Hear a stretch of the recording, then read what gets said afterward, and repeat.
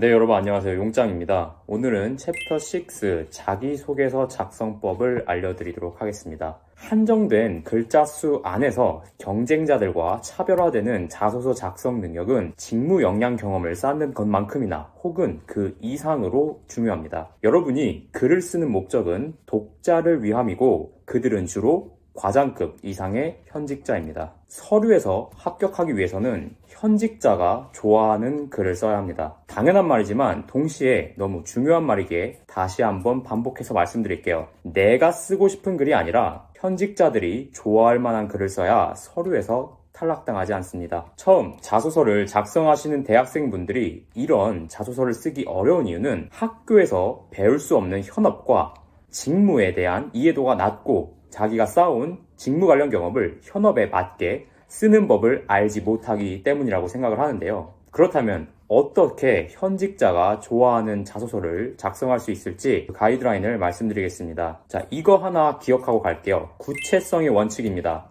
여러분의 자소서를 평가하는 사람은 추상적인 개념이나 말보다 구체적인 것을 더 직관적이고 빠르게 받아들입니다. 자, 예를 들어서 제가 유튜브에 똑같은 내용이지만 다른 제목의 영상을 업로드했다고 해보겠습니다. 평범한 대학생이 대기업 가는 방법, 수도권 대학 학점 3.5 공대생이 삼성전자에 취업하는 방법. 두 예시 중 어떤 제목이 더 끌리나요? 두 번째죠. 이게 구체성의 마법입니다. 여러분도 자신의 경험을 두 번째처럼 포장하셔야 합니다. 제가 자소서 컨설팅을 하며 느낀 점은 현업에 대한 이해도를 바탕으로 작성한 자소서가 눈에 띄게 늘었습니다.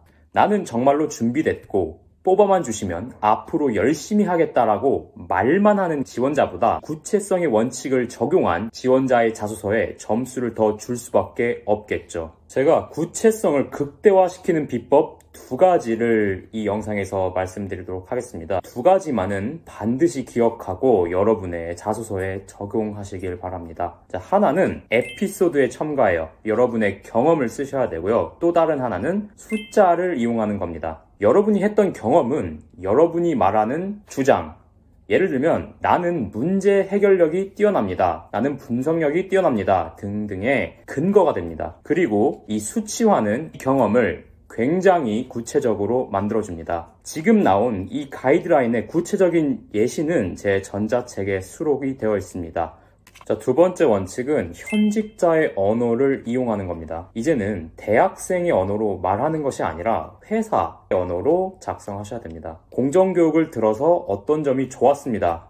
처럼 이런 소감문을 쓰는 글이 아니죠. 수율을 올리겠다, 산포를 잡겠다, 공정 변수를 최적화시키겠다, 셀렉티비티를 개선하겠다, 프로파일을 향상시키겠다, 양산 경쟁력 제고에 힘쓰겠다 등등 이런 표현들이 합격 자소서에 많이 나옵니다. 표현들은 챕터 2에서 소개한 공정 엔지니어의 롤입니다. 챕터 2에서 나오는 용어들을 체득하고 여러분의 자소서에 녹여내야 됩니다. 그래야 현직자들이 여러분의 자소서를 보고 여러분들이 회사에 왔을 때 어떤 퍼포먼스를 낼 수 있는지를 상상할 수 있기 때문입니다. 자, 그러면 자소서에서 가장 중요한 문항 중 두 가지는 지원 동기와 직무 관련 경험에 대한 문항입니다. 지원 동기부터 구체적인 가이드라인을 말씀드리겠습니다. 보통 두 가지 스토리로 작성을 많이 하는데요. 이 회사의 가치가 나와 일치한다. 두 번째는 내가 반도체 분야에 관심이 많고 그래서 내가 했던 경험들로 비추어 봤을 때 회사만이 갖고 있는 기술에서 기여를 해보고 싶어 지원했다.